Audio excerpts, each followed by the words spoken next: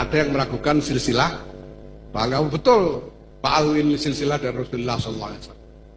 Ada yang mengatakan karena tidak ada catatan selama 400 tahun tentang sambungan silsilah Pak Alwi ini kepada Rasulullah Muhammad SAW.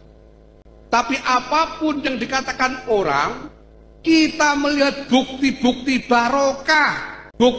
barokah, dari zuriyah Ba'alwi itu. Kita merasakan sendiri. Ini semua santri kan, ngaji semua di pondok kan, semuanya merasakan barokahnya Sulam Safinah. Ini taklif dari Syekh Sayyid Salim bin Sumer Ba'alwi. Kiai-kiai sampai sekarang masih memegangi kitab yang sangat terkenal, kumpulan fatwa namanya Bughyatul Mustarsyidin. Ini taklif dari Syekh Al-Habib Abdurrahman Ba'alwi. Assalamualaikum warahmatullahi wabarakatuh. Teman-teman, kita bertemu kembali di channel Cahaya Hidayah. Nah teman-teman, jadi di video kali ini saya akan membagikan video yaitu mengenai Ketum PBNU, yang dimana Ketum PBNU ini tidak tegas ya terhadap peristiwa tragedi di Pemalang, yang dimana Bapak Rizik ini ya dalam ceramahnya selalu memprovokasi. Seharusnya ya sebagai Ketum PBNU ini harus bersikap tegas. Jadi yang menjadi korban kan banyak dari PWILS. PWILS ini kan ya datang ke situ yaitu untuk negosiasi dan dapat panggilan dari masyarakat bahwasanya ada ceramah dari Bapak Rizik Syihab yang akan hadir. Jadi daripada ceramahnya ini sering memprovokasi, ceramahnya ini sering mengadu domba, nanti kan berbahaya, berdampak di masyarakat Pemalang. Ya, tapi pada akhirnya ketika mereka itu ingin menegosiasi, malah mereka itu sudah bersiap untuk perang teman-teman, dan melempari batu dan bahkan ada yang membawa sajam, dan korbannya itu banyak dari PWLS yang terkena sabetan sajam. Nah teman-teman yang dimuliakan Allah SWT, jadi ini ada video yaitu dari Kiai Ubaidillah, yang dimana Kiai Ubaidillah ini merasa janggal yaitu respon dari Ketum PBNU mengenai tragedi yang ada di Pemalang. Padahal bukti-bukti sudah nyata, sudah jelas, sejak digital juga masih ada Bapak Rizik Syihab, tapi kok masih seperti itu ya teman-teman. Tanggapannya ini ya terhadap konflik yang ada di Pemalang ini sangat janggal sekali. Nah oke teman-teman, kita langsung saja mari kita simak yaitu video dari Kiai Ubaidillah. Sejak meletusnya Pemalang, sebenarnya kiai yang punya kebijakan dalam tanda kutip harus lebih memiliki satu kesadaran. Eksistensinya itu ada kaitannya dengan yang lain, itu pemimpin. Independensinya sebagai seorang yang katakan ingin menjadi yang eksistensialis, sadar tentang dirinya sendiri untuk kemerdekaannya dia sendiri, itu tetap saja namanya orang pemimpin, tidak bisa meninggalkan yang lain. Itu tadi, yang jauh dirangkul, yang dekat diikat, yang tidak kenal dikenalkan. Dan punya Engar Sosong Tulodo, Eng Madya Mangun Karso, Tuturi Handayani, punya kepedulian, punya keberpihakan kepemimpinan itu. Keberpihakan seorang pemimpin itu harus didasarkan kepada kasih sayang. Jangan elitis. Dia punya warga, punya rakyat, punya masyarakat yang harus dia dampingi. Bukan malah dilepas. Jangan.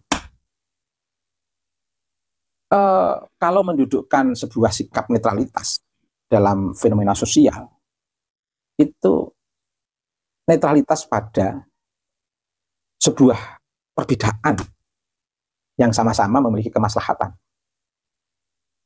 Dan di situ satu kelompok sendiri, satu komunitas sendiri. Tapi kalau yang lain jelas-jelas ini visinya berbeda, misinya berbeda, terus ada sebuah komunitas, ada sebuah kelompok yang memang menjadi komunitasnya sendiri. Person-person yang sebenarnya itu berada dalam komunitasnya sendiri, artinya visinya sama, misinya sama, latar belakang historisnya sama. Masa cara meresponnya harus disamakan dengan komunitas yang visi dan misinya berbeda? Ini namanya nggak ngomong. Namanya ngomong itu ya harus peduli dengan yang diemong. Namanya mendampingi, melindungi, mempotensikan, memberdayakan, menjaga pada orang yang masuk dalam kategori tanggung jawabnya, ya harus direspon dengan penuh kepedulian.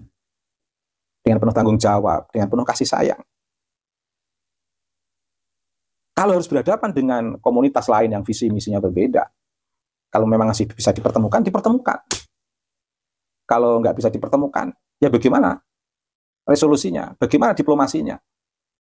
Karena ada sistem yang lebih besar di antara sistem-sistem di negeri ini.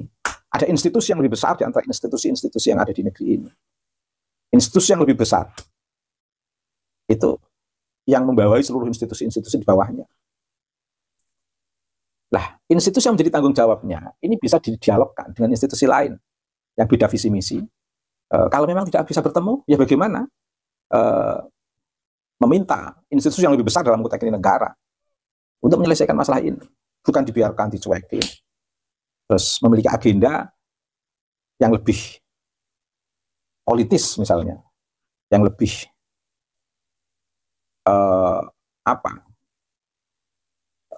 menjanjikan dalam sistem kekuasaan yang hendak dicari misalnya. Itu ya boleh-boleh saja namanya kehendak kuasa, tetapi jangan melupakan yang diemong, yang didampingi, yang masih menjadi dalam komunitasnya yang memang perlu dampingan. Jadi intinya begini, pemimpin sebuah organisasi yang di situ melibatkan kiai yang memiliki kebijakan dalam organisasi itu harus mengerti wilayah, ngerti kawasan, ngerti masyarakat, atau mengerti komunitas dampingannya. Dia harus bagaimana. Pemimpin dalam sebuah organisasi itu tidak hanya memimpin mereka yang berada di struktur saja, tidak. Dalam sebuah organisasi masyarakat, ormas sosial, organisasi sosial masyarakat, itu tidak hanya memimpin yang berada di struktur, tapi juga memimpin masyarakat dampingan. Dan memiliki kemampuan kecerdasan mengkoordinir alat-alat politik negara ini untuk bisa menjadi instrumen sewaktu-waktu memang diperlukan untuk mensukseskan pendampingan pada masyarakat yang notabene berada dalam sebuah komunitas dampingan organisasi yang dia pimpin. Bukan membiarkan, bukan melepas, bukan. Tentu tidak rumit saya menyampaikan ini siapa yang saya maksud. Kalaupun tidak semua memahami apa yang saya sampaikan ini, saya kira tidak apa-apa. Tapi saya yakin yang mengikuti perkembangan sosial masyarakat memahami arah perbincangan saya ini terkait dengan kiai yang punya kebijakan, terkait dengan sebuah organisasi, terkait dengan resolusi, terkait dengan masyarakat dampingan, komunitas yang menjadi dampingannya, terkait dengan institusi yang dalam kepemimpinannya di bawah institusi besar, dalam konteks pemerintah, relasinya dengan institusi-institusi yang lain, terkait dengan visi organisasi yang dia pimpin, misi organisasi yang dia pimpin, dengan visi misi organisasi yang lain, bagaimana didialogkan, dikompromikan, dan kalaupun tetap berbeda, bagaimana meletakkan perbedaan itu.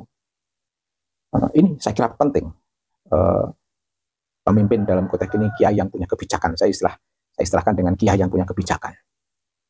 Jadi tidak hanya komentar saja, tapi juga menampakkan kepedulian, bukan melepas. Nah teman-teman yang dimuliakan oleh Allah Subhanahu Wa Taala, jadi itulah ya tanggapan dari Kiai Ubadillah mengenai ceramahnya dari Ketum PBNU. Jadi banyak itu kaum muslimin ya, terutama adalah warga Nahdien ini teman-teman, yaitu dimana tidak berpuas hati dengan penyampaiannya Ketum PBNU. Jadi kayak seperti nggak ada empati sama sekali. Padahal ketika bentrok PWLS dengan FPI, itu banyak dari warga NU yang terluka. Nah ini teman-teman mengenai yaitu ceramahnya, isi ceramah yang disampaikan oleh Ketum PBNU itu menyakiti sebagian warga Nahdien.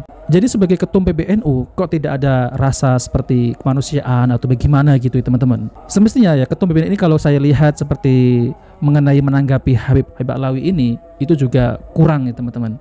Maksudnya adalah mereka itu masih mengakui bahwasanya Habib Alawi ini adalah zuriat Nabi Sallallahu Alaihi Wasallam. Kemungkinan Ketum PBNU ini takut kualat apa, ya?